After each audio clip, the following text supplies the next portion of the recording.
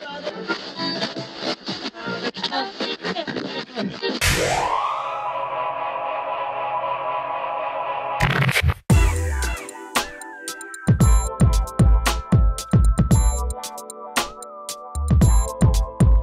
I'm that N to the I to the N to the A, better known as BBBD. A motivating, captivating personality with weight loss, hair care, yeah, you know with me. Much more than a diva, hard hitter, never quitter, and a winner, so you know that I will. Seek to educate, regulate, never violate, never teach and hate, but I will participate at a high rate in living my life much like it is golden. Blessing brains with the knowledge and the skills to be real while they pass steadily unfolding. I'm blessing everything I do, I keep it real and true, so to my viewers I can get through. I'm on the quest to change and grow, I let my spirit flow freely to my high calling. On the real, I appreciate your love, I'm repping God above, and with this I'm never falling. On a quest for amazing, for greatness, anticipating, amazed that so long you viewed. I'm so glad to be here with you.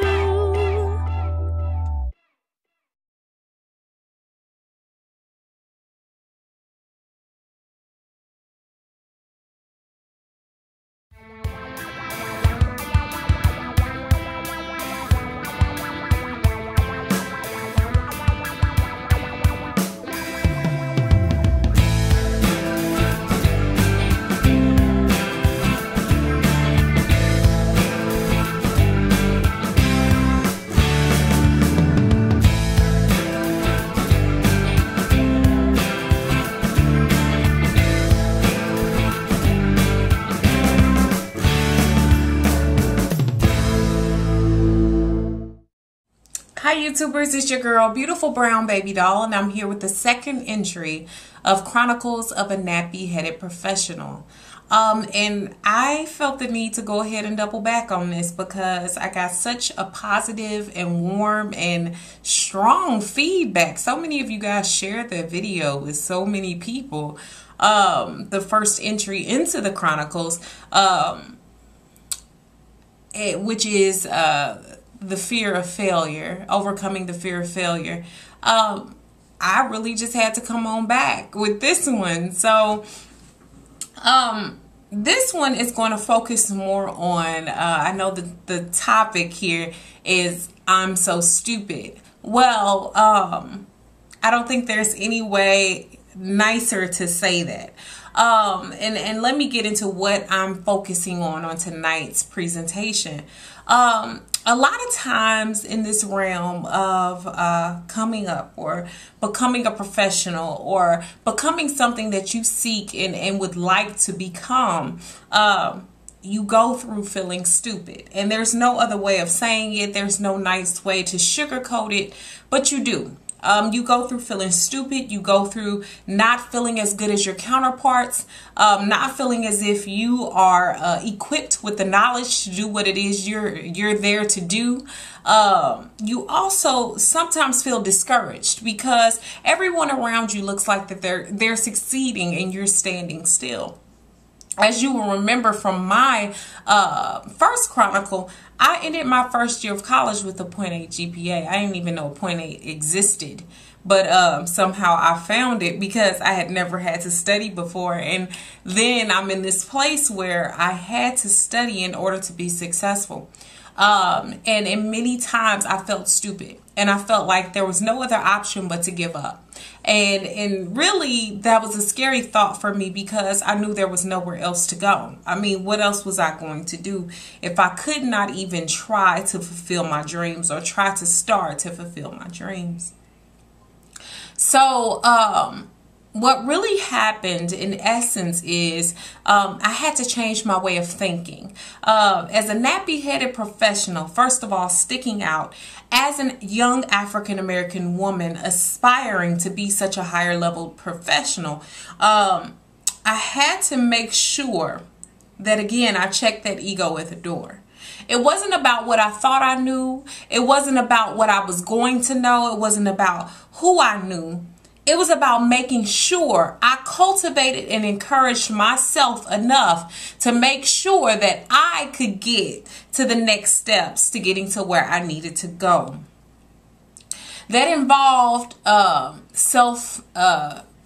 it involved me building myself up again. It involved me learning more about me, how I functioned, how to study, how to love myself, all of those various things. Love myself in order to get beyond the point of failure.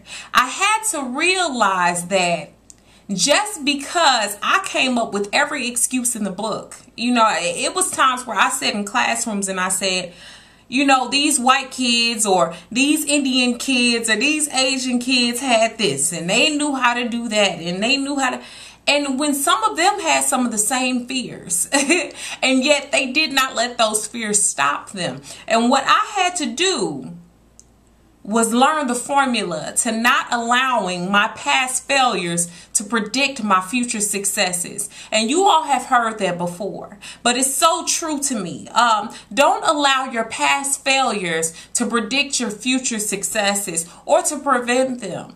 And so what I had to do was really realize what my difficulty was, own up to that problem, and move forward from it. Instead of sitting there feeling stupid, instead of feeling defeated, instead of feeling like I couldn't push forward in my life and in my professional goals, I had to check myself and realize that there was a way to get there. When you really want something, you work towards it.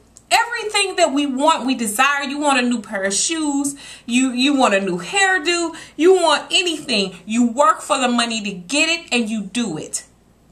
It's no different with becoming a professional. If you see a goal, it's not arbitrary. You have to make that goal non-abstract. It has to be concrete. You have to be able to look at it. It has to have meaning. It has to have a purpose in order for you to push forward to try and receive it. Otherwise, it has no value. And so what I had to do was make myself value my education. I had to make myself value what it is I thought I wanted to do. That meant in spite of what my mama said, in spite of what my family said, in spite of what my friends said, in spite of what teachers said I could and could not do, I had to defy the odds in order to get beyond even my own silly and foolish and stupid thinking that I could not compare to my counterparts, that I could not push forward, that I had to bear this feeling of, just being where I was because that's all I was ever going to do.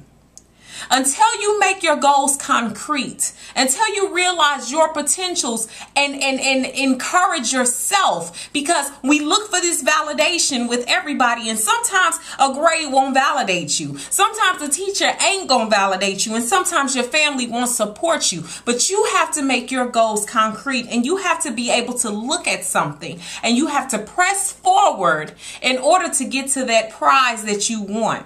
And if you don't, nobody else will, and nobody else will do it for you. And it seems like these words come so easily and so fluently to me, but it took years to get here. It took years for me to learn how to validate myself and my work and realize that I was not stupid.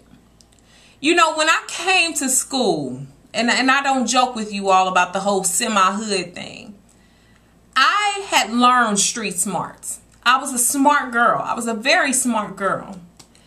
And I even, in high school took AP classes. I took honors classes. I was always a smart girl. But what was lacking was self-esteem and self-confidence, and all those things were lacking. And so therefore, I didn't know how to push myself beyond being smart, beyond having street smarts, beyond being better than I was yesterday, because I had always been able to slide past. So there was no real value in what I was doing. I had to create a value. I had to realize that this was the one shot that I got. And this is another thing that I feel that we lack when we're going through our trials and tribulations, is that we don't like to tell ourselves what we're not doing good at. We like to avoid the subject. We like to avoid the manner. We get mad when we get grades from professors. We get mad when we get criticism. We get mad when we fail at something. But what we're not realizing is all of those things work together to build our character, to build who we are, to push us forward to what it is that we want to do. Yesterday's lessons told you all that failure is okay. And you have to fail in order to know what success is. If you've never reached rock bottom or even close to it, you'll never know what it means to get to the top because it has no difference to you. But once I tasted success, I didn't want to let go of it. And I had to learn what it was within me that was preventing me from getting there. So being real with yourself is that next point. So I think as this chronicle is, it builds with anything that you're doing in life. Anything that you're doing in life that you have a passion for, you have to make it concrete. You have to make it something that's special to you, no matter how many people tell you you're stupid for doing what you're doing. Because I was told that often. I'm a rapper. I'm a singer. I had talents beyond my books. I had talents beyond education. But I knew that I wanted something concrete. And I knew that my PhD and being Dr. Nina Ellis Harvey would pave the way for me. It's one thing to be a person that knows how to yap, bump your gums, talk a lot, do whatever. Because I do. I know how to talk. I knew how to talk before I had an education. But I believe that the credentials that I have earned in showing my tenacity, in showing my faith in myself, gives you all even more unction to want to listen to me, to want to be motivated by me. And I knew that that was important in my life. So that became concrete for me. Wanting to help people was not enough. In order to help people, they have to see where you've come from, and they have to also be able to see where you're going. So that's a part of being me as a nappy-headed professional. Every day I struggle with something, but every day I'm going to figure out how to get to where I want to go. Guys, the next lesson is going to get more into my personal struggles, my interpersonal struggles, my inner demons, if you will.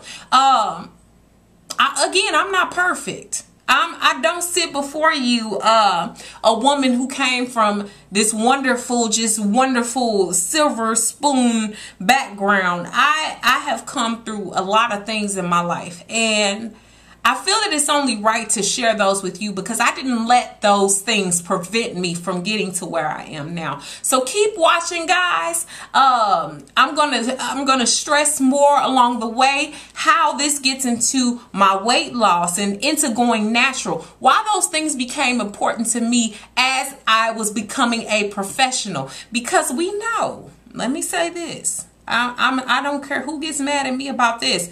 Presentation is a mother. Anything that when you look a certain way, when you take on a certain look, the way you feel about yourself, all of those things feed into what people perceive about you. So we definitely need to touch on those points as well. I'll see you guys soon. Beautiful brown baby doll.